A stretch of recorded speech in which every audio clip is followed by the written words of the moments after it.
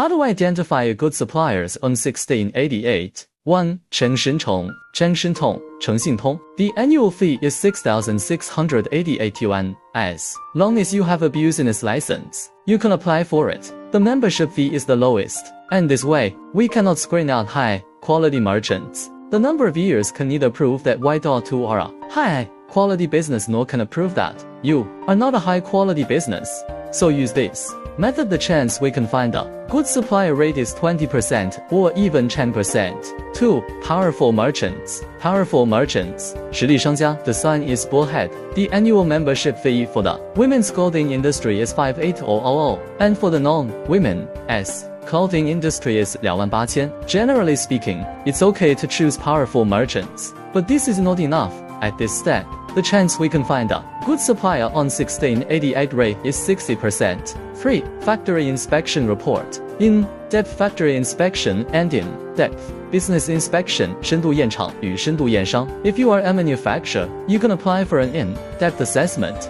If you are a non-factory type, you can only apply for an in-depth business inspection. So this is more reliable than ordinary powerful merchants. Compared with in-depth business inspections, I am more inclined to in-depth factory inspections because manufacturers can guarantee their products and provide low PRI.CES. At this step, the chance we can find a good supplier rate can reach 80%, but it is not enough. I want to have a higher success rate. The 1688 supplier rating system consists of 4 indicators, as shown in the red rectangle box above, which are product description 3% up, response speed 8% up, delivery time 5% up, and repurchase rate 36%. I think the most important metric is the 36% buy-back rate. People want to come back if the su.pplir can provide a cost-effective product. It can be seen from the above figure that the supplier has 7 years of 1688 experience, which is not short. We usually screen suppliers with at least 3 years of experience. The final conclusion: